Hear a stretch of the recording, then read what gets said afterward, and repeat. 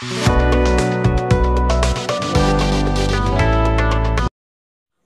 guys, welcome again in my digital classroom. My previous video was based on reflection of light on plane surface or mirror. See the link of that video in the description box under this video. Today we will know about the reflection of light on spherical surface. I am confirmed you will must have a clear conception on the chapter after watching my entire video. So please don't skip the video. If you feel it is helpful for you and your friends, then like and share the video. If you need more such videos, then obviously subscribe my channel, push the bell icon followed by all option and get the notification of new video to you at the earliest. Okay. Now what is a spherical mirror? If we cut a hollow sphere by a plane surface, we get a ball-like object which has two spherical curved surfaces. Now if inner side is reflecting surface, then it is called a concave mirror. But if outside is the reflecting surface, then it is called a convex mirror. Now let us know some important terms those you must know while discussing reflection of light on a spherical mirror. At first, take the example of a concave mirror. M dash is called the aperture of the mirror, that is the exposed reflecting surface of the mirror. O is the midpoint of the aperture dash. This point is called pole. The center of sphere whose part is the mirror is called the center of curvature, which is denoted by C here. The straight line which passes through the center of curvature and pole is called principal axis. Okay. Now two parallel rays AB and GH parallel to each other and parallel to the principal axis fall at point B and G respectively. Obeying the laws of reflection, they are reflected and intersect at a point on principal axis as they get converged. This point is called focal point or simply focus of the mirror. This is usually denoted by the capital letter F. The distance of the focus from the pole OF is called the focal length and usually it is denoted by the small f. Look at this picture. Some parallel rays which are parallel to each other, but they are not parallel to the principal axis. That means they are inclined to the principal axis, and then what happens? The rays converge to meet a point, but this point does not lie on the principal axis, rather on a plane which is perpendicular to the principal axis and passes through the focus. This plane is called focal plane of the mirror. Now, what are the basic differences between a concave and a convex mirror? Both are the parts of segments of sphere, but reflecting surfaces are different. For a concave, the reflecting surface is inside of it, and that of convex, the reflecting surface is outside of it. Radius of curvature is same for both convex mirror and concave mirror. Okay, but aperture, pole, principal axis are same as that of a concave mirror. But a concave mirror converges the parallel rays to a point which is the focus of that mirror. But a convex mirror diverges the parallel rays and so they appear to be diverged from a point which is the focus of that mirror. Means if we produce the diverged rays to the back of the mirror, they will meet at a point, that is the focus. If the parallel rays are inclined to the principal axis, then in each case the focus will lie on the focal plane. Now let us know the formation of image by a spherical mirror, that is concave or convex. Now we should know four important convenient way to draw a ray diagram. First, when a ray passing through the center of curvature, then how will be the reflected ray? When a ray parallel to the principal axis, then what will be the direction of the reflected ray? Third is a ray passing through the focus. If a ray passing through the focus, then what will be the reflected ray? And if a ray incident at the pole, then what will be the reflected ray? So first is the a ray passing through the center of curvature. Remember one thing, that a radius is the perpendicular at the perimeter. This is perimeter. So if you draw a radius, that will be perpendicular to the perimeter. Now suppose a ray comes from any direction, and if it passes through the center of curvature, as I have drawn, okay, so this is the incident ray, right?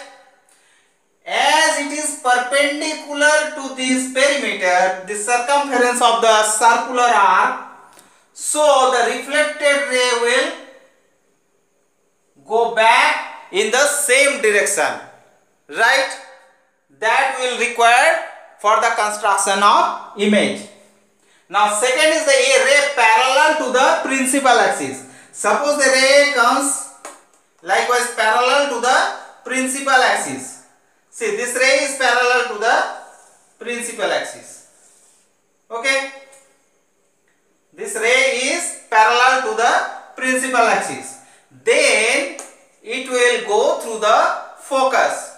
We already know that the definition of focus, if some parallel rays come along the principal axis, then they will meet at the focus. That means this ray will pass through the focus. This is focus and this is center of curvature. Okay, this is reflected ray. So ray which is parallel to the principal axis, after reflection it goes through the focus. Okay. Third, a ray passing through the focus. If a ray already passes through the focus, suppose this is a ray coming from here. Okay, this is the ray passing through the focus. Where it will go after reflection? It will be the parallel to the principal axis, just as the reverse of the previous case. Which means if a ray is parallel to the principal axis, it passes through the focus, and if a ray passes through the focus, then after reflection it will be parallel to the principal axis, right? Now the fourth point is a ray incident at the pole. If a ray incident at the pole, this is the pole, okay, this is the pole. So this angle will be equal to this angle, and you have to draw accordingly the reflected ray.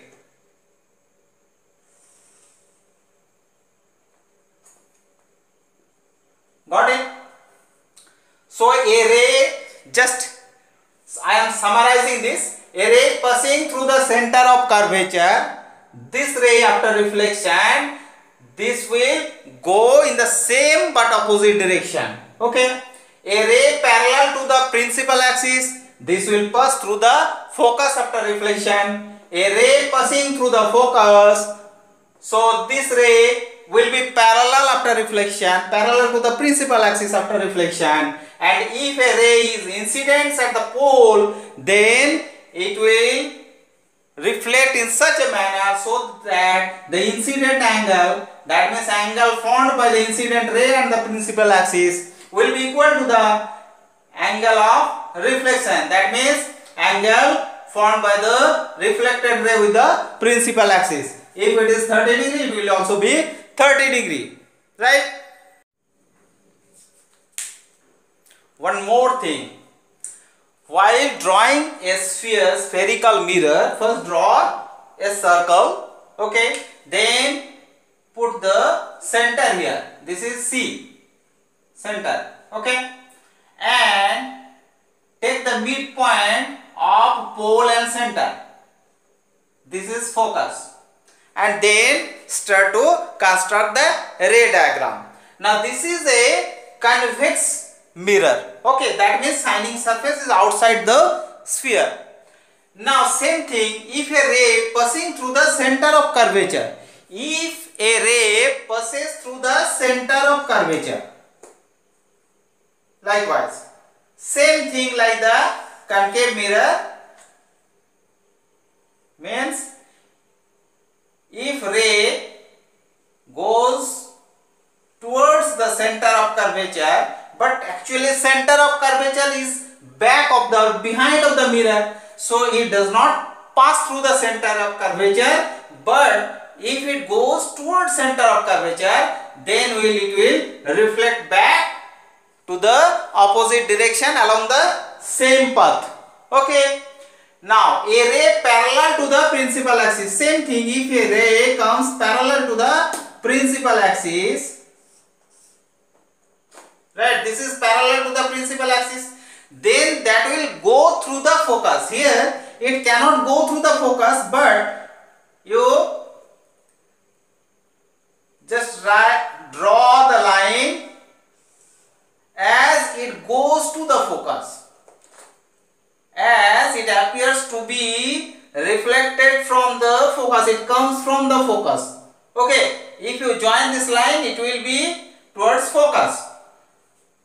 Now a ray passing through the focus, if a ray, suppose this is a ray passing through the focus, means here in case of convex mirror, it is going towards the focus. Okay,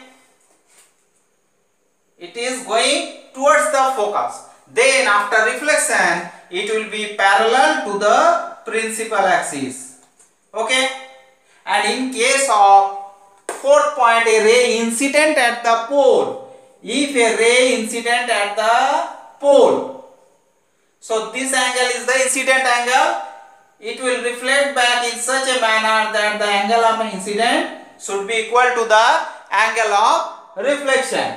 So in case of convex and concave mirror, almost the things are same, that in case of concave mirror, the lines are actually, the rays are actually moving towards the focus or towards the center of curvature. It originally passes through the center of curvature or focus, etc. But in case of convex mirror, after reflection, it will be assumed that it will be diverged. It is coming from that either center of curvature or focus, etc. Almost the convenient, the way for ray diagram is same for the concave and convex mirrors. Say this is a concave mirror. The shining surface is inside here. Now this is the pole, this is the focus, this is the center of curvature. Now where can be the object? The object can be here. Okay, the object can be in at the focus. The object can be in between center of curvature and focus. The object can be just at the center of curvature, or it can be beyond the center of curvature. That means the 5 possible cases of 5 possible positions of the object can be in between pole and focus, can be at the focus, can be in between center of curvature and focus, can be exactly at the center of curvature, and can be beyond the center of curvature. Now for any cases, the ray diagram we can draw the same, we can follow the same convenient way. Suppose I am considering one example. Suppose the object is in between center of curvature and focus. Say this is an object, arrowhead object, right? This is head and tail. As this is a point, we have to construct the image of this point. This point will lie on the principal axis because it is on the principal axis already. Now we can draw at least 2 reflected rays so that either they will intersect or they will be appear to be diverged from some other points, right? So suppose draw a line, that is the incident ray comes from the object parallel to the principal axis. So after reflection, this will pass through the focus. Okay, so this is the reflected ray. Followed? Now, if a ray passes through the focus,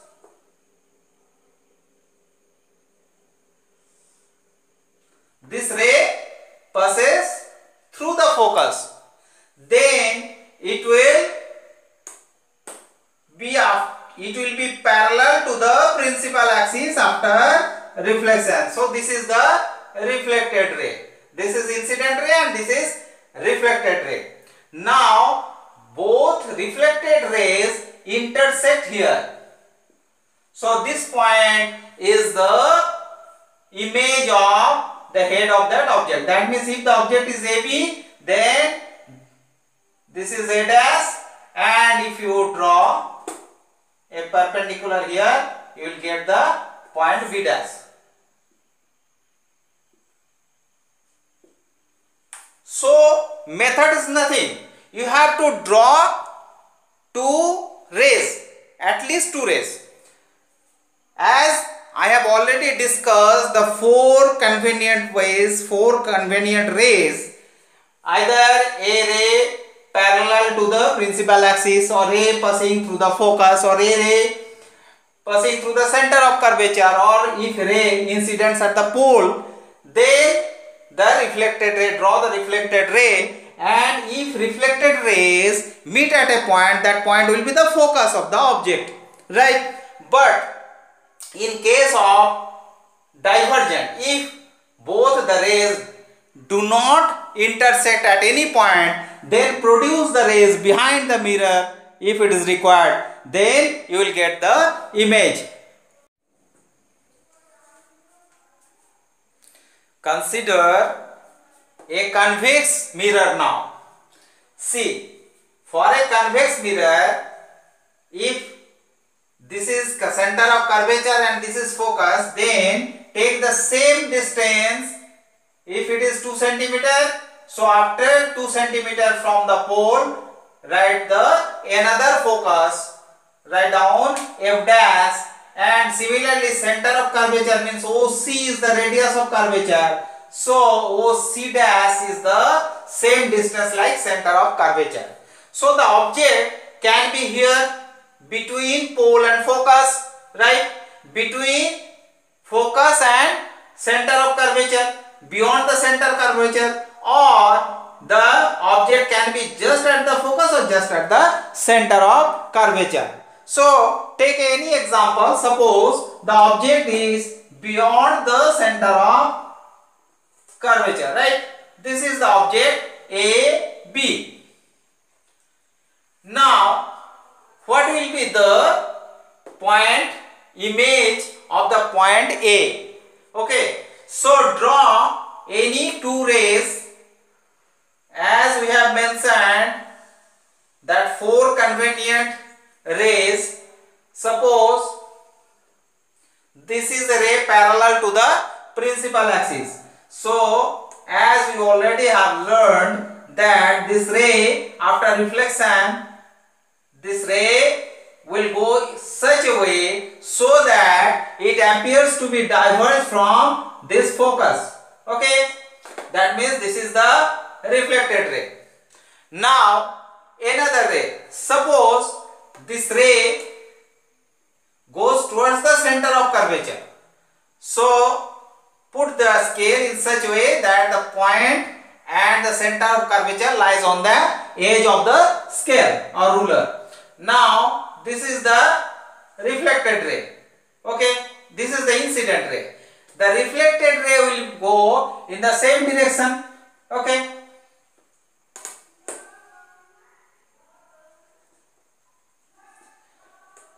now this is a reflected ray and this is another reflected ray.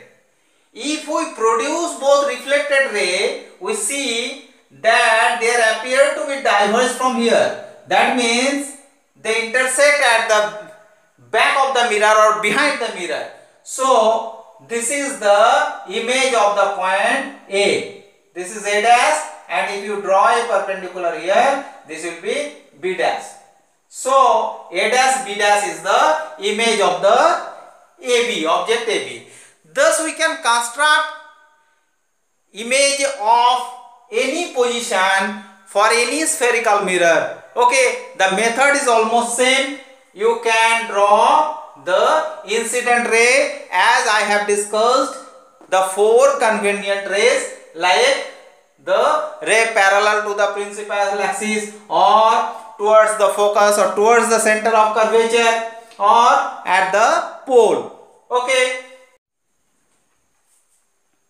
I told you that you have to put the focus, you have to draw the focus just in between the center of curvature and pole. But why? We can prove it by the geometrical way. Say this is a ray parallel to the principal axis. Suppose this ray is A, B. Okay. After reflection it will go through the focus, right? B, F, suppose D. Okay. Now these two lines are parallel and this is the intercept. So this is angle theta. If it is considered as theta, so this will also be theta. These are alternate angles. Okay. Now angle ABC will be equals to the alternate angle BCO. Got it? Next, this ray goes towards the focus, through the focus. Now it will go in such a way so that the angle of incidence must be equal to the angle of reflection. So draw the normal. Normal to the circumference of the circle means you have to draw a radius. Okay, from C to B. So join CB. This will be the normal at the circumference of this circular arc. Okay. So this angle, if it is theta, then this angle will also be equals to theta. That means angle BFC, triangle BFC. Note, triangle BFC. It is an isosceles triangle because these two angles are same. This is theta and this is also theta. So this dimension and this dimension are equals, means CF equals to BF. Okay, CF equals to BF. But we are considering here the mirror of very small aperture. That means this aperture is very small. So if it is very small, then B is very close to the pole. And in that case, BF will also be equals to OF. BF will also be equals to OF. So CF equals to BF and BF equals to OF. That means OF equals to CF. OF is the focal distance, right? That is small f. So small f, and CF equals to, that is also small f. Okay, but OC equals to R. So F is the midpoint of OC, or F equals to radius of curvature divided by 2. Now the relation of focal length with the image distance and object distance. Okay. Now this relation is 1 by F equals to 1 by U plus 1 by V. 1 by F equals to 1 by U plus 1 by V, where F is the focal length, U is the object distance and V is the image distance. Okay, but all are measured from the pole of the mirror, whether it could be convex or concave. Now the sign convention, that is most important for calculating these things.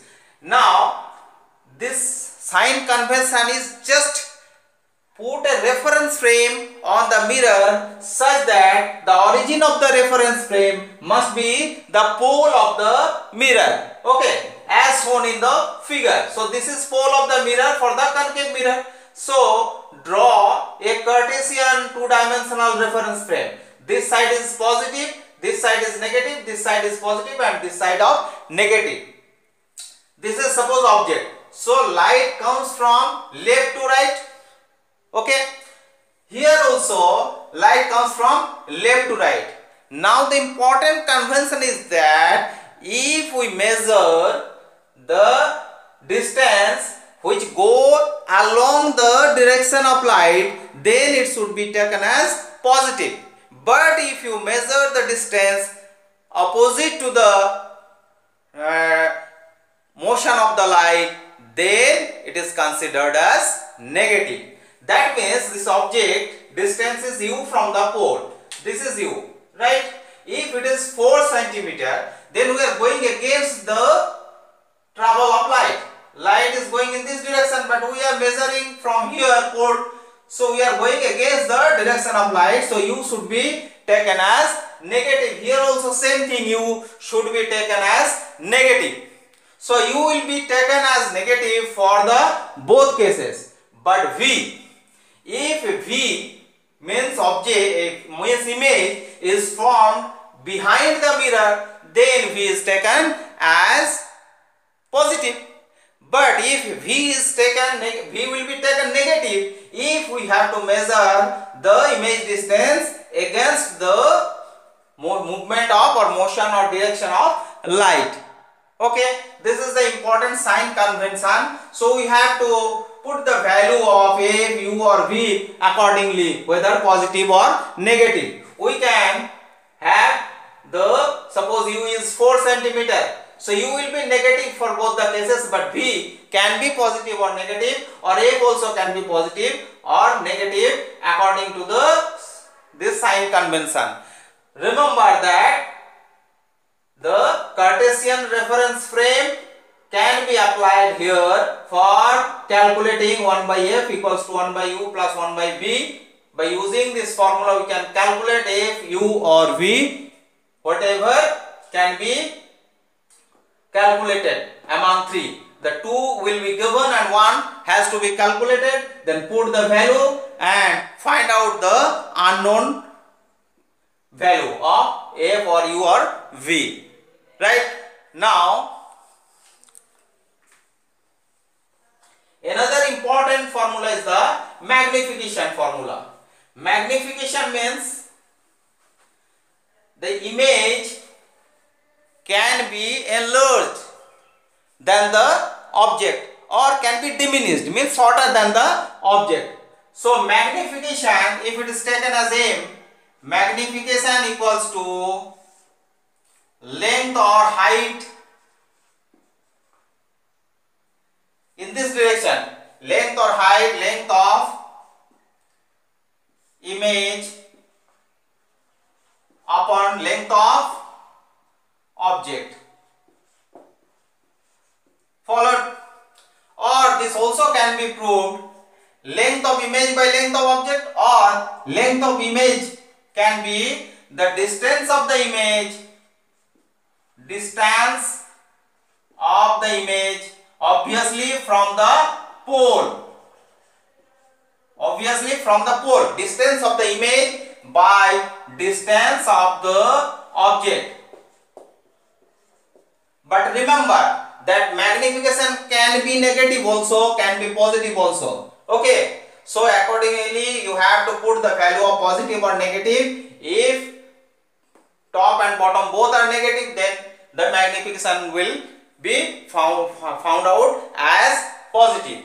Okay, but it could be negative also if the numerator is positive and denominator is negative. In that case, you can get the negative value of magnification. And magnification also can be less than 1 when the image is shorter than the original object length. Understood?